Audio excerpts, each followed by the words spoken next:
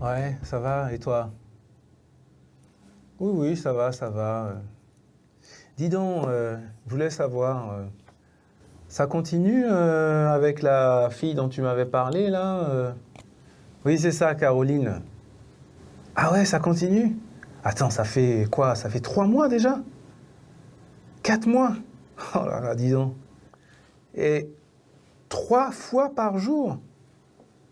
Mais, attends, tu lui as dit que t'étais pas intéressé?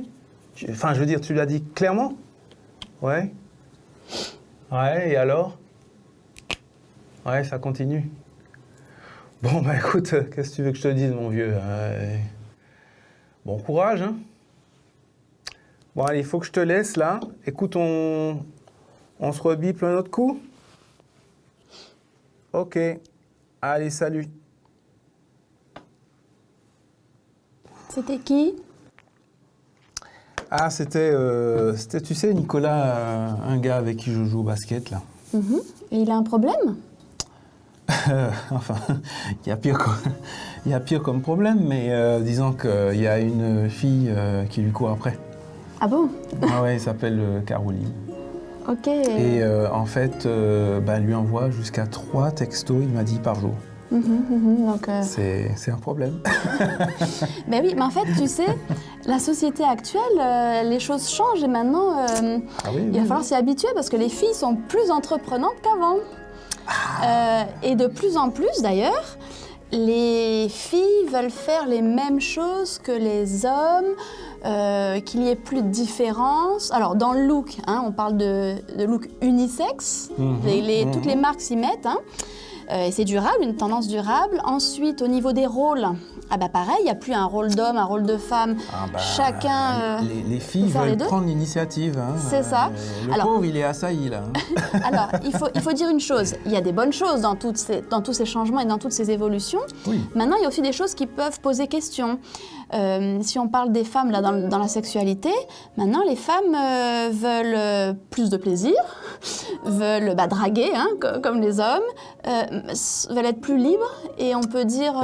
L'infidélité augmente. L'infidélité des femmes est presque au même niveau que celle des hommes, hein, ça se rapproche. Enfin bref, toute une sorte de choses qui tendent à uniformiser les deux. Mais tu vois, en fait, c'est une dérive. Hein. C'est une dérive parce qu'au départ, c'était pas du tout comme ça. Dieu n'avait pas prévu les choses de cette manière-là, tu vois. En fait, il y a un texte très clair là-dessus, c'est Genèse 1, 27. Où clairement il est dit que Dieu crée l'homme et la femme à l'image de Dieu. Mais le terme, en fait ce qui est intéressant, c'est que le terme, c'est mâle et femelle, tu vois. Mais bien différencié, les deux genres. Et en fait, c'est, tu sais, en hébreu, il y a moins de mots qu'en français, donc il y a plusieurs virtualités de sens.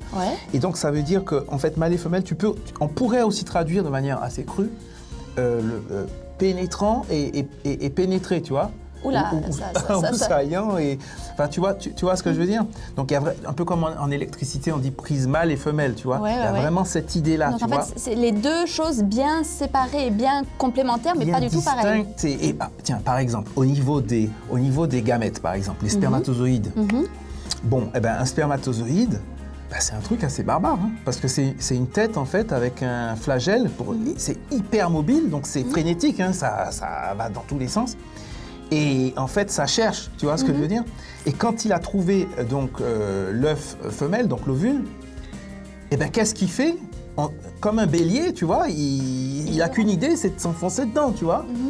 Et une fois que la tête est entrée, le flagelle tombe, etc. Et l'ovule l'absorbe, quoi, si tu veux, change la texture de sa membrane pour que les autres n'entrent pas.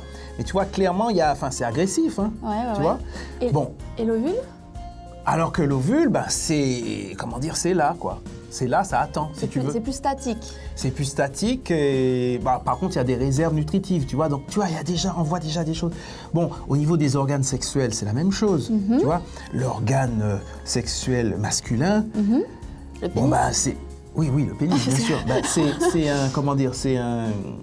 c'est une sorte de... Enfin, c'est visible et c'est une sorte de bélier aussi, hein, on peut le dire. Ouais. Et tu vois bien que l'idée, c'est de projeter les spermatozoïdes, c'est de les envoyer le plus loin possible. Alors que du côté de la femme, bah, tout est dans l'intériorité et c'est carrément un conduit. Enfin, tu vois, on sent qu'en fait, les deux sont faits... C'est deux dynamiques, en fait, différentes. Mais tu me parles de biologie, là. On est un peu en ASVT, mais... qu'est-ce que ça... On n'est pas que de la biologie, du coup. Est-ce que ça a un impact? Enfin voilà, là, à la base, c'est différent, d'accord?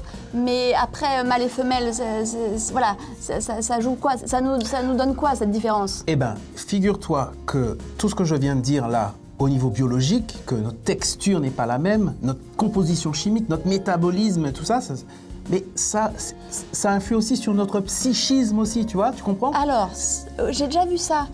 J'ai lu que de nombreuses études scientifiques disent que c'est pas le sexe auquel on appartient, en fait, influence tout notre être tout entier. Même du coup la personnalité. Parce qu'il y a une personnalité féminine et personnalité masculine. Tout. Même s'il y a 1001 façons d'être un homme et une femme, on est d'accord? Ce sont des tendances, évidemment. Il y a toute une variété de... Mais du coup, c'est vrai que ça influe. Ça Ah ben, c'est très clair, c'est très clair. Donc, et je vais te dire, du point de vue donc, psychologique, on va dire, eh bien, les deux n'ont pas les mêmes besoins. Je parle de l'homme et de la femme, tu vois. Par exemple, la femme va plutôt rechercher la protection, l'amour, en fait, la sécurité de l'amour. Alors que l'homme aura plutôt tendance à vouloir protéger, à vouloir aimer, en fait. Donc, il y a ces deux tendances qui se complètent parfaitement d'une certaine manière. Tu vois ce que je veux dire? Oui. Et qu'est-ce que tu fais là? Alors, regarde, je pense à quelque chose, exactement un peu dans ce que tu dis. Je l'ai lu il n'y a pas longtemps. L'auteur explique que la psychologie masculine, on peut faire un rapprochement au niveau de la biologie et donc des spermatozoïdes avec les mêmes qualités de, alors je cite, pénétration, d'initiative directe, de conquête, combativité, direction, possession, activité, discipline, aventure, énergie, et un peu dans ce même genre. Ça, voilà, c'est les hommes, ça. Et pour la femme, au niveau du caractère féminin et au niveau biologique de l'ovule, eh ben, c'est un peu les mêmes qualités qui sont plus dans la réception, abandon, collaboration, aide, soumission. Alors, on n'a pas dit écrasement. Oui, bonne, voilà. Dans le bon sens du terme. Complicité, compassion, indulgence, don de soi, etc., etc., et qualité maternelle et autres. Donc, ça veut dire que il y a un petit peu, que ce soit notre biologie ou notre psychique, un côté féminin qui est tout lié et un côté masculin. Absolument, absolument. Alors je repense c'est-à-dire qu'une femme ne peut pas avoir d'initiative et prendre d'initiative dans les relations, c'est quand même particulier, c'est un peu un retour en arrière tout ça. C'est vrai, bon, c'est vrai que les femmes modernes vont être un petit peu gênées.